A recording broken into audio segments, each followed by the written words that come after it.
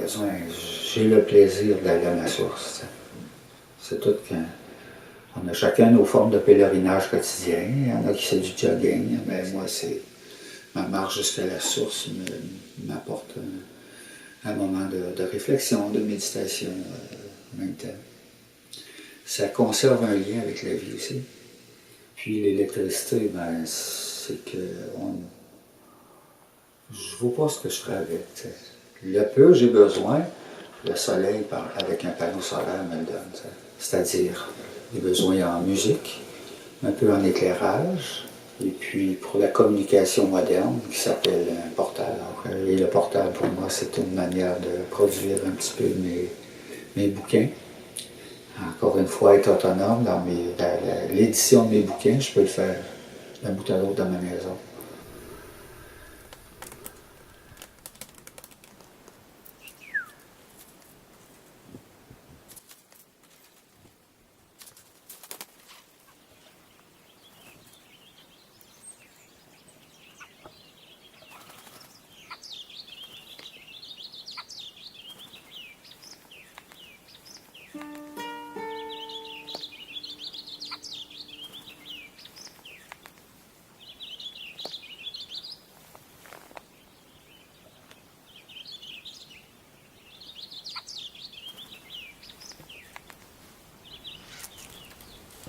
Puis, oui, je suis un bon solitaire, mais pour moi, je suis solitaire sans solitude. Je me sens jamais seul. Alors, j'ai plein de beaux amis partout. Jamais seul.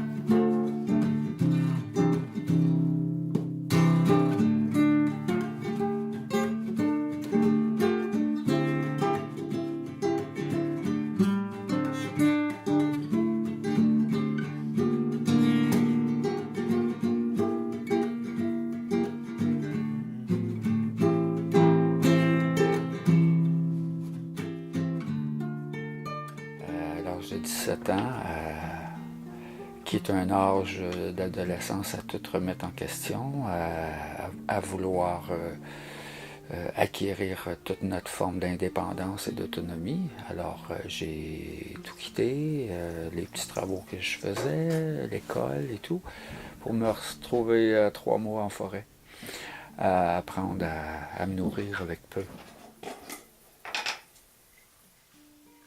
Comment je mange? Germination, un peu de pain. Ça prend pas grand-chose se nourrir. Puis les réserves de l'été d'avant, les conserves de sauce tomate, des céréales, les céréales du Québec, l'orge, l'avoine, du seigle, un peu de millet. Parce qu'on est habitué d'aller au magasin puis acheter ce qu'on nous propose. Puis ça vient de partout sur la planète.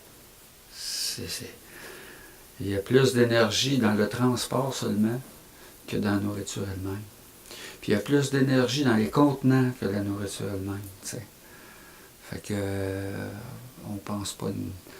Je pense pas que la planète puisse supporter ça bien des années. Là. Les petites framboises ramassées de l'été passé. Il faut faire un peu de cueillette, ça fait partie. Puis du fromage de la voisine, je n'ai pas le droit, c'est illégal. Puis sirop d'érable, c'est toutes les choses que je produis, les courges, les carottes, les pommes de terre. C'est rien de compliqué à conserver, c'est le chou, la même chose. Si on ne peut pas en produire, on a toujours un voisin qui en fait. T'sais. On n'est pas obligé d'aller à l'épicerie. C'est sûr, ça complète, là. Le beurre, les huiles, c'est compliqué un peu plus d'être autosuffisant en huile. T'sais. Mais on a des petits compromis à faire, c'est sûr, tout le temps. Là. Ouais. Je vais me rendre au printemps comme ça. Là.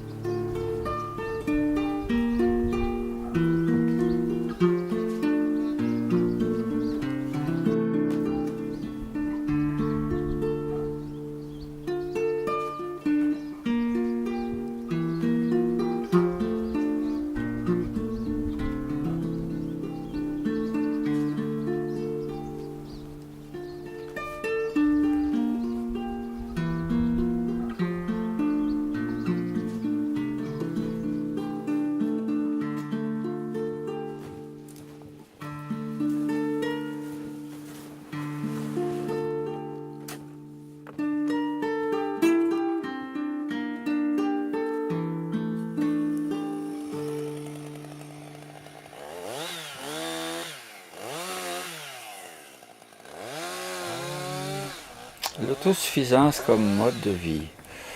Au fait, c'est le plaisir de concevoir tout ce qu'on a de besoin, sans sentir qu'on est toujours dépendant d'un magasin pour faire quelque chose. Alors, on apprend la débrouillardise à travers ça, ce qui est un aspect intéressant.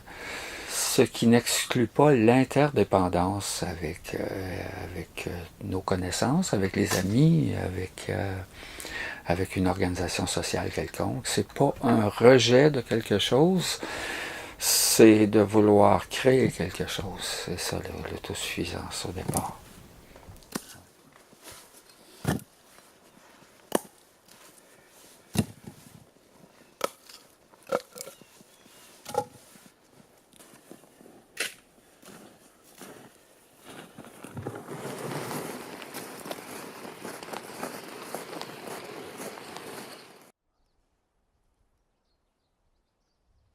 J'ai jamais voulu être un traditionnaliste de toute façon, même si mes techniques de culture peuvent, exemple, travailler à cheval, ça peut sembler un peu archaïque, un peu ancien, mais dans tout ce que j'ai entrepris qui pouvait toucher à l'ancien, il m'était toujours important de mettre une touche contemporaine pour rester dans juste la survie.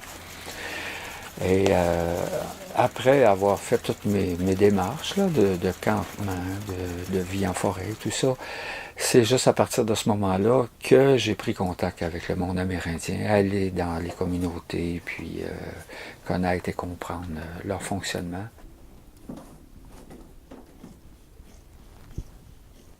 Au cours des années, ça a été un endroit il y a eu des apprentissages, des gens qui sont venus pour l'apprentissage, qui sont passés ici. Et puis, bon, cet hiver, actuellement, il y aura une apprentie en couture pour la confection des tipis. C'est une maison ouverte pour toutes sortes de voyageurs et de passants. Ouais.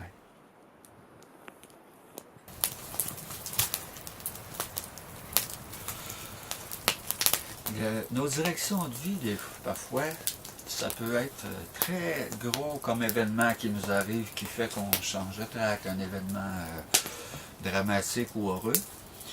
Mais parfois, c'est juste un petit quelque chose, une minute dans notre vie. Alors, le départ de ça, pour moi, je pourrais dire, c'est une grosse pluie. Puis quand tu es enfant, tu as 5-6 ans, t'aimes la pluie. C'est pas comme les adultes. Hein? Alors, tu t'en vas dehors, puis les deux pieds dans un trou d'eau. Puis là, l'eau, je suis natif de Sherbrooke, quand même une ville.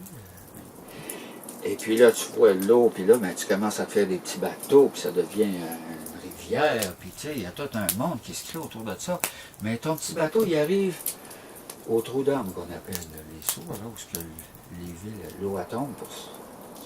Et là, ton petit bateau arrive, et puis là, oh, il y a un papillon en difficulté, là. Il lutte, là, pour pas tomber, là. Il va se noyer, là. Puis là, tu as 5-6 ans, là. Puis là, tu es un sauveur. Tu sauves un papillon, là. Ben, pour moi, ça a tout marqué. Ça a été un petit peu autrement. Comme pendant les cours, je lisais sur le jardinage. Tu sais, je crois que ça a été comme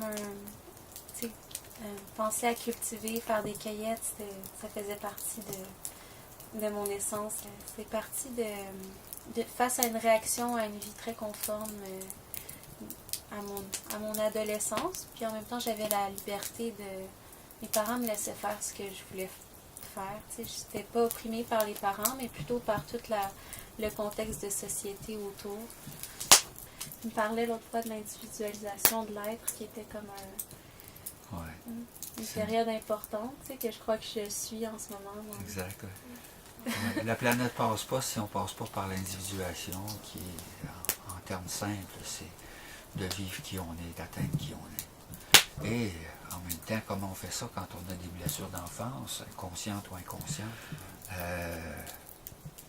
Il y a tellement de belles chansons d'Anne Migras qui dit « Une vie pour naître ». Mais c'est l'individuation, tout humain qui passe par là contribue au mieux-être planétaire.